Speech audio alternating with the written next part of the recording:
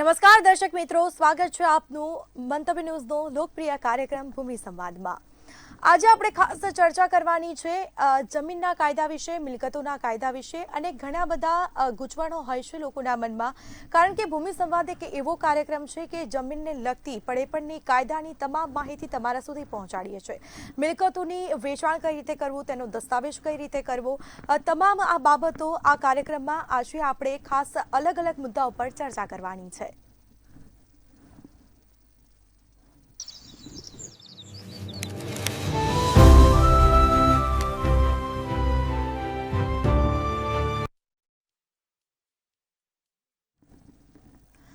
તો ખાસ આ મુદ્દાઓ પર જે આપણે ચર્ચાઓ કરવાની છે, આપણી સાથે ઉપસ્થિત છે ગુજરાત સરકારમાંથી નિવૃત્ત થયેલા એડવોકેટ નિરંજન પડિયા। તો નિરંજનભાઈ, ખાસ મંતવ્ય ન્યૂઝમાં આપનું સ્વાગત છે। નિરંજનભાઈ પંડ્યા જે છે તેઓ ઘણા સમયથી ગુજરાત સરકારી વકીલ તરીકે ફરજ બજાવતા હતા અને અત્યારે તેઓ નિવૃત્ત થયેલા છે અને ઘણું બધું જ્ઞાન સાથે સાથે કાયદાકીય તમામ માહિતી તમારા સુધી અમે પહોંચાડતા રહીશું। ખાસ નિરંજનભાઈ, મારો પહેલો સવાલ આપને એ છે કે જમીનને અને મિલકતોને લગતી ઘણી બધી ગૂંચવણો હોતી હોય છે, તો પહેલો સવાલ મારો એ છે કે પિતાની જે મિલકત હોય છે તેમાં સગા ફઈનો હક માંગે તો તે મળી શકે ખરા? સૌથી પ્રથમ તો પહેલા વાત કરીએ કે આ માટે અગાઉની ચર્ચા કરેલી છે, જે સીધી લીટીના વારસદાર અને આડી લીટીના વારસદાર એ અંગે મેં અગાઉના એપિસોડમાં ચર્ચા કરેલી છે। તેમ છતાંય જે સીધી લીટીના જે ગણીએ એ વારસદાર કોણ, તો કે પિતાના દીકરા, દીકરી અને એની પત્ની, એ સીધી લીટીના વારસદાર કહી શકાય। તો પછી આડી લીટીના કોણ, તો કે પિતાની બેન, ભાઈ, એ આડી લીટીના આપણે વારસદાર કહી શકીએ। હવે વાત અહીંયા જે કરવામાં આવી છે કે પિતાની જે મિલકત છે એ જો સ્વપાર્જિત હોય અને પોતાની જ હોય તો એમાં ફોઈનો હક લાગુ પડતો નથી। સામાન્ય રીતે કોઈ પણ જગ્યાએ એની જો વારસદાર ના હોય, પિતાને કોઈ પુત્ર કે પુત્રી કે પત્ની પણ ના હોય, તો તેવા સંજોગોમાં આડી લીટીના વારસદાર તરીકે ફોઈનો હક લાગી શકે। આ કિસ્સામાં જો સ્વપાર્જિત મિલકત હોય તો એમને ફોઈનો હક લાગુ પડતો નથી। બિલકુલથી।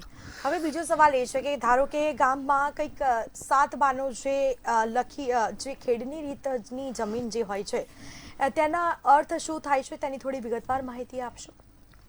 એટલે જે ગામના નમૂના છે, જે 1 થી 18 નંબરના, એની અંદર 7 બારનો સમાવેશ થાય છે। 7 બારની અંદર સૌ પ્રથમ પહેલા અગાઉના વખતમાં 7 અને 12 એ બંને એકના જ અંદર આવતો હતો અને હવે 7 અલગ આવે છે અને 12 પણ અલગ આવે છે। હવે જે 12ની અંદર જે વિગત દર્શાવવામાં આવે છે એમાં છેલ્લેથી ત્રીજા ચોથા કોલમમાં આમાં ખેડની રીત લખવામાં આવે છે। એટલે ખેડની રીત એટલે કોણ ખેતી કરે છે તે મહત્વનું છે। ખેડની રીત એટલે એક તો પોતે જાતે કરતો હોય, ક્યારેક ગણોતીઓ કરતો હોય, ક્યારેક નોકર કરતો હોય, અથવા તો ચોથી રીત છે ક્યાંક વિવાદ ચાલતો હોય તો એ ખેડની રીત કરવામાં આવે છે। આ ખેડની રીતની અંદર તમે શું પાક લેવામાં આવ્યો છે એ પણ ગામ નમૂના નંબર 12માં દર્શાવવામાં આવે છે। જી બિલકુલથી। હવે કોઈ પણ મિલકત ખરીદતી વખતે ન્યૂઝપેપરમાં જાહેરાત આપવી જરૂરી છે કે નહીં? સામાન્ય રીતે ગણીએ તો મિલકતને લગતી કોઈ પણ હોય તો જાહેર નોટિસ આપવી એ બહુ જરૂરી છે। હાલના તબક્કે એવા પ્રશ્ન ઉપસ્થિત થાય છે કે જેમાં વાદ વિવાદ થાય અને ખૂબ જમીન કરતાં તો વધારે ઝઘડા ઉપસ્થિત થઈ જતા હોય। તેની અંદર જો આ વાતની હું તમને વધારે વિશેષ ચર્ચા એટલા માટે કરું છું કે જ્યારે કેટલીક વખત આ વેચાણ દસ્તાવેજ કરવાનો હોય એ પહેલાં આપણે જાણી લેવું જોઈએ કે ખરેખર આમાં માલિકીનો હક કેવો છે। કેટલીક વાર એવું બને કે જ્યારે નોટરીક બાનાખત હોય એ એની અંદર દર્શાવવામાં આવતું નથી, તો આ નોટરી બાનાખતનો એનો પોતાનો હક કબૂલવા અથવા તો એના હક માટે એ જાહેર નોટિસનો વિરોધ કરી શકે છે। કેટલીક વાર એવું હોય કે વારસદાર જે બતાવવામાં આવ્યા હોય, વારસદાર કાં તો ન પણ બતાવ્યા હોય। ત્રીજી વાત એવી છે કે ગણોતની લગતી હકીકત। કેટલીક વાર એવું હોય કે ગણોતનો કેસ ચાલતો હોય પણ ક્યારેક 7 બારની અંદર આ વિગત દર્શાવવામાં નથી આવતી, તો આવા તબક્કે આપણે ગામ નમૂના નંબર બહારની અંદરથી પણ આ માહિતી મળી શકતી હોય છે. તો આ જે મેં કહ્યું એ પ્રમાણે સબ રજિસ્ટ્રાર કચેરી અને રેવન્યુ રેકર્ડ્સ એટલે મામલતદાર કચેરીમાંથી તમે આ બધી વિગતો મેળવી શકો છો. અને એના આધારે આ જે જાહેર નોટિસ આપીએ તો એમાંથી વાદ વિવાદ ટાળી શકાય છે. અને કદાચ ન આપી હોય તો પછી કોઈ તકલીફ પડે એવું? હા, કેમ નહીં. ઘણીવાર એવું હોય કે આપણને તો ખબર જ નથી કે આમાં કોનો હક લાગે છે ને કોનો નથી લાગતો. જેમ આગળના ક્વેશ્ચનમાં પૂછ્યું કે ફોઈનો હક લાગે કે ના લાગે. હવે જો આડી લીટીના વારસદાર તરીકે હોય તો ફોઈનો હક લાગવું પડે છે. તો એ ફોઈને જો જાણ કરવામાં આવે તો એમાં પોતાનો હક માટે એ લડી શકે છે. કેટલીક વાર એવું પણ બને, સામાન્ય રીતે આપણે આવું બનતું નથી, પણ અંદર બહેનોના હક ક્યારેક વડીલો પાર્થિવ મિલકતની અંદર છુપાવેલા હોય છે. તો તેવા સંજોગોમાં પણ આપણે એવું કહી શકાય કે આવી રીતની જે હોય જાહેરાત ન આપી હોય તો નવા પ્રશ્નો ઉપસ્થિત થતા હોય છે. બિલકુલ. હવે બીજો ઇમ્પોર્ટન્ટ સવાલ એ છે કે કદાચ એક મિલકત છે અને ખરીદનાર અલગ અલગ વ્યક્તિને વેચાણ કરે છે, તો તે માટે જે હક પત્રકમાં ખાસ કઈ રીતે નોંધ પડતી હોય છે અને તેની વિગતવાર થોડી ઊંડાણપૂર્વક માહિતી આપશો. હવે ખરેખર શું કે કોઈ પણ મિલકત ખરીદતા હોય તો સામાન્ય સંજોગોમાં એક જ વ્યક્તિ ખરીદતી હોય છે. પણ કેટલીક વાર એવું બને કે 4 ભાગીદાર અલગ અલગ વ્યક્તિઓ, એટલે કોઈ એની સાથે સંબંધ નથી, મીન્સ સગા સંબંધ નથી. તો તેવા કિસ્સાની અંદર ભાગીદારી પેટે એ લોકો જોડાય છે. કેટલાકનો ભાગ 20% હોય, કેટલાકનો 30% હોય, કોઈનો 40% હોય. તો આમ દરેકનો ભાગ દર્શાવવા આવે. હવે જ્યારે કોઈ ભાગ જ દર્શાવવામાં ના આવે તેનો મતલબ એવો થયો કે દરેકનો સરખો હિસ્સો છે. હવે આ દરેકનો હિસ્સો સરખો હોય તો એની પ્રમાણે તમે આમાં ગામ નમૂના નંબર 6માં નોંધ પડી શકે છે. પણ જ્યારે એનો પર્સન્ટેજ બતાવવામાં આવ્યો હોય તો એ પર્સન્ટેજ તમારે એની અંદર હકપત્રકમાં દર્શાવવો જરૂરી બને છે. બિલકુલથી. અને કદાચ એવું બની શકે કે આપે જે રીતે કહ્યું, કદાચ ફેમિલીમાં 5 જણનો હક છે અને કદાચ મકાન વેચતી વખતે પછી એમાં કોઈ તકલીફ પડે કે કોઈ એક આડું ફાટે અને એના કારણે મકાન ન વેચાય તો પછી એમાં ખરેખર તો શું છે કે જ્યારે મકાનની વાત આવે છે ત્યારે પોતે એનો પોતાનો હિસ્સો એને મળવો જોઈએ. હવે જ્યારે હિસ્સો જ ના મળતો હોય અને કોઈ એક વ્યક્તિ વેચી નાખવા માંગતા અને 3 વ્યક્તિ નથી વેચવા માંગતા તો શું થાય? તો પોતાનો જો એનો જુદો હિસ્સો પ્રસ્થાપિત થતો હોય તો એને તમે વેચી શકો છો. બાકી ના થતો હોય તો કેવી રીતે વેચી શકાય? એટલે કાં તો વેચવો હોય તો ત્રણેયની એનું સંમતિ જોઈએ. બિલકુલ. હવે બીજો સવાલ એ છે કે આ જે મિલકત, એટલે કે જે રીતે મેં તમને કહ્યું ઉપર અગાઉ જે સવાલ કર્યો તો એના પછી કે એ મિલકત, જે જણાવેલી મિલકત કોઈ પણ એક હિસ્સેદાર વેચાણ કરી શકે એનું? હા, જમીનમાં બાબતમાં એવું બની શકે કે જેમાં હિસ્સો નક્કી નથી થયો એ એનો વણ વેચાયેલો હિસ્સો કહેવાય.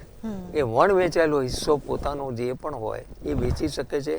હવે જ્યારે ખરીદનાર છે એ વણ વેચાયેલો હિસ્સો એણે પ્રસ્થાપિત કરવો પડે કે મારો આ હિસ્સો છે.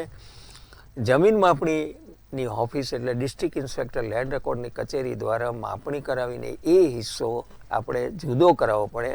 કેટલીક વાર એવું પણ બને કે એ 3 જે ભાઈઓ હોય એ પોતે પોતાનો ભાગ કબૂલવા ના માગતા હોય, અથવા તો આ ભાઈનો જે હિસ્સો વેચેલો છે એ કદાચ એ લોકો તૈયાર પણ ના થાય સહી કરવા માટે. જ્યારે માપણી કરવાની હોય ત્યારે બધા જ હિસ્સેદારની સહી હોવી જરૂરી. પણ તો આવા કિસ્સાની અંદર ડિસ્ટ્રિક્ટ ઇન્સ્પેક્ટર લેન્ડ રેકોર્ડ દ્વારા માપણી કરવા માટે 3 વખત એમને નોટિસ આપવામાં આવે. જો નોટિસનો અનાદર થાય તો એને જે પ્રમાણે નક્કી થયેલો હિસ્સો જે વણ વેચેલો છે અને એમનો મોટો જે ભાઈએ લીધેલી છે જમીન એ બતાવી દે કે મારો આ હિસ્સો છે અને સ્થળે એના પણ કંઈક હદ નિશાન હોય, ડિમાર્કેશન હોય, તો તેવા કિસ્સાની અંદર માપણી કરીને અલગ થઈ શકે છે. બિલકુલથી. અને નિરંજનભાઈ, ઘણી વખત એવું બી થતું હોય છે કે મિલકતને લઈને ઘણા બધા ઝઘડાઓ બી ઘરમાં વધારે થતા હોય છે, પરંતુ આપણે ખાસ આ ટોપિક મિલકતોને લઈને એટલે રાખ્યો છે કે દર્શક મિત્રો કાયદાની જાણકારી લઈ શકે અને તેઓને પડેપણની ખબર પડી શકે કે મિલકત વેચતી વખતે અને ખાસ કઈ રીતે શું ધ્યાન રાખવું. હવે ત્રીજો સવાલ મારો એ છે કે જ્યારે વેચાણ દસ્તાવેજમાં જે અવેજની રકમ દર્શાવેલી હોય છે તે પૂરેપૂરી રકમ ના મળી હોય તો એનું શું થઈ શકે? આ કેવી હકીકત છે? જ્યારે આપણે વેચાણ દસ્તાવેજ કરીએ ત્યારે ખરેખર તો આપણી પાસે પોતાની પાસે મિલકતની અવેજ પેટે જે નક્કી કરેલો દેટ ઇઝ કન્સિડરેશન ઓફ આપણે મિલકતનું વેલ્યુ, તો એ કન્સિડરેશન આપણને મળ્યું ના હોય, અવેજ ના મળ્યો, નાણાં ના મળ્યા હોય, અથવા તો મળ્યા હોય પણ એ ભવિષ્યના ચેક આપવામાં હોય. હવે ચેક કેટલીક વાર એવું બી બને કે બાઉન્સ થાય અને ઈરાદાપૂર્વક બાઉન્સ થાય કે નથી અને હવે શું કરી લેવાના છે એવું પણ બનતું હોય. તો આવા કિસ્સામાં જે નથી આપણને મળ્યા પૈસા એના માટે કોર્ટમાં દાવો કરી શકાય, સિવિલ કોર્ટમાં.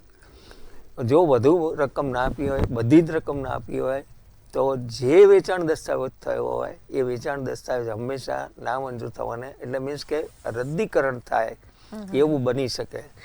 અથવા તો કેટલીક વાર એવું પણ બને કે સહમતિથી કોઈ વ્યક્તિ એવું કહે કે મારી પાસે હાલના નાણાં નથી, તો બંને પક્ષકારો જો સંમત થાય તો તે વખતે એ પૈસા મળી શકે છે.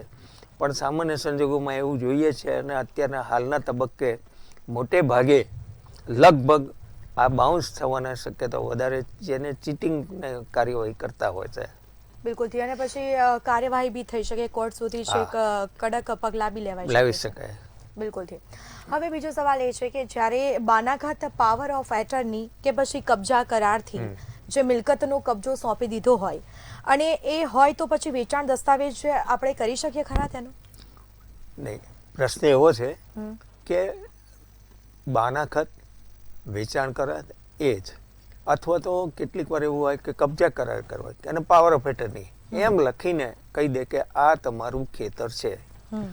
હવે ખરેખર એની અંદર પૈસા ચૂકવાઈ ગયા છે પૂરેપૂરા, પણ છતાંય કેટલીક વાર એવું બને કે આ જે પૈસા ચૂકવાઈ ગયા છે પણ કોઈ પણ રજિસ્ટ્રેશન એક્ટની 17 નંબરની કલમ એવું કહે છે કે 100 રૂપિયા કરતાં ક્યારેય પણ જો તમારો કોઈ પણ જાતની લેવડ દેવડ થઈ હોય તો એ રજિસ્ટ્રેશનને પાત્ર છે અને રજિસ્ટ્રેશન કરાવવું એ જરૂરી છે. પરંતુ આ રીતે કેટલીક વાર એવું પણ બનતા હોય છે કોણ લઈ જવાનું છે મારી મિલકત. તો આવા સંજોગોમાં એ જ્યારે દાવો કરવાનો થાય અથવા તો તેમને મિલકત વેચવી હોય તો તેવા સંજોગોની અંદર દાવો ચાલી શકતો નથી, કારણ કે પાવર ઓફ એટર્નીથી તમે કબજો સોંપી દીધો કે કબજા કરારથી સોંપી દીધો તો એનાથી કોઈ પ્રશ્ન હલ થતો નથી. એટલે સાચી સલાહ એ છે કે જ્યારે આવો હોય ત્યારે હંમેશા રજિસ્ટ્રેશન દસ્તાવેજ કરાવવું જોઈએ. આના સંદર્ભમાં એક વધુ વાત કરીએ કે જે લોની ભાષામાં કહીએ right in rem and right in personam. કદાચ લો કરતા હોય તેમને આ માહિતી હશે. રાઇટ ઇન રેમ અને રાઇટ ઇન પર્સોનમ એટલે પર્સોનમમાં એટલે માત્ર વ્યક્તિ પૂરતો તમને એની આના પાસેના હક્કો મળી શકે, પરંતુ રાઇટ ઇન રેમ એની અંદર એમ કે એ તમામ હક્કો મળે છે કે જેને ફરી વેચાણ કરવાનો હક મળે છે. તો આવા કિસ્સાની અંદર રાઇટ ઇન રેમ અને રાઇટ ઇન પર્સોનમ એ સંદર્ભમાં પણ ગણીએ તો હંમેશા વેચાણ દસ્તાવેજ કરવો એ જરૂરી છે. બિલકુલથી. હવે ત્રીજો સવાલ એ છે કે જમીન માપણી કદાચ મારા ખેતરની કરાવી હોય અને તે કરાવેલી છે પણ જો ક્ષેત્રફળમાં તફાવત આવે છે તો તેની માટે ખાસ શું કરી શકાય? હંમેશા જ્યારે ક્ષેત્રફળમાં વાંધો આવતો હોય તો તમને કેવી રીતે ખબર પડી? પહેલી તો વાત એ છે તો આપણે જોઈએ કે ગામ નંબર 7/12 જે ક્ષેત્રફળ દર્શાવેલું છે અને માપણી કરેલી છે એ જગ્યાનું એ બંનેમાં તફાવત આવે છે. તો આવા કિસ્સાની અંદર કેટલો તફાવત આવે છે અને કેમ તફાવત આવે છે? સૌથી પહેલી વાત તો એ છે અગાઉના રેકોર્ડો જો જોઈએ તો એના આધારે પણ આપણે નક્કી કરી શકીએ. કેટલીક વાર એવું બને કે જે તમે હદ નિશાન બતાવ્યા ત્યાંથી ખોટી માપણી થઈ હોય. કેટલીક વાર એવું થાય કે તમે જે બતાવેલી હદ ખોટી પણ હોઈ શકે. કેટલીક વાર એવું પણ હોય કે આપણે દબાણ ના કર્યું પણ બાજુવાળાએ દબાણ કરી દીધું એટલે જમીન ઓછી થઈ ગઈ હોય. કેટલીક વાર એવું પણ બને કે અગાઉના ક્ષેત્રફળ જે 7/12 બતાવ્યું છે રેકર્ડ પ્રોમોલ્ગેશન થયા બાદ એની અંદર કંઈ પણ જાતના ફેરફાર ઘણીવાર ક્ષેત્રફળમાં આવે છે તો તેવા કિસ્સાની અંદર સુધારો કરવાને પાત્ર થાય છે. જો રેકર્ડ પ્રોમોલ્ગેશન થતાં પહેલાં જો આવી ભૂલ થઈ હોય અને રેકર્ડ પ્રોમોલ્ગેશન થઈ ગઈ હોય તો આ ક્ષેત્રફળના સુધારા કરવાની ડિસ્ટ્રિક્ટ ઇન્સ્પેક્ટર લેન્ડ રેકર્ડને સત્તા સોંપેલી છે.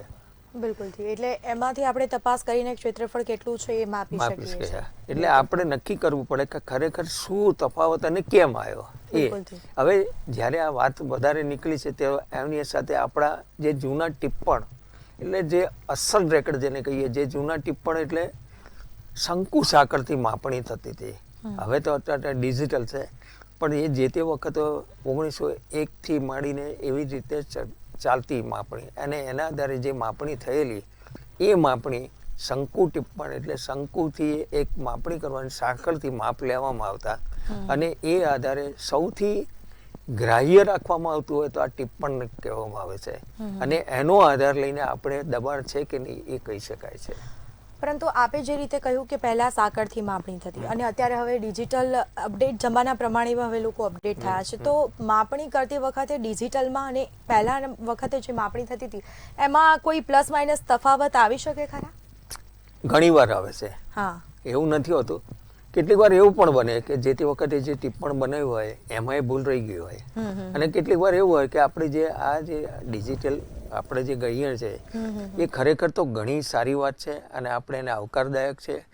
અને હવે તો જે ગામ નંબરના 7/12માં હંમેશા રાઈટ સાઈડમાં તમારો માપણીનો નકશો અને ઉત્તર પૂર્વ પશ્ચિમ એ દર્શાવવામાં આવે છે.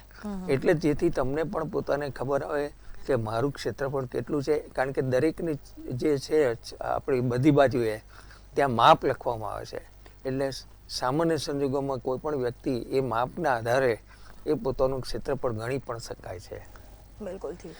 હવે જે કોમ્પ્યુટરાઇઝેશન રેકોર્ડ જે છે એનો અમલ થતા કબજેદાર તરીકે કદાચ મારું નામ ખોટું લખાયેલ છે તો તેની માટે શું થઈ શકે તે અંગે કોઈ જોગવાઈ ખરી? હા, કારણ કે જે તમારું નામ ખોટું લખાઈ ગયું છે, કેવી રીતે લખાઈ ગયું કે અગાઉ તમારું નામ પ્રજ્ઞાબેન છે, પ્રજ્ઞાબેનના બદલે પ્રશાબેન લખાઈ ગયો.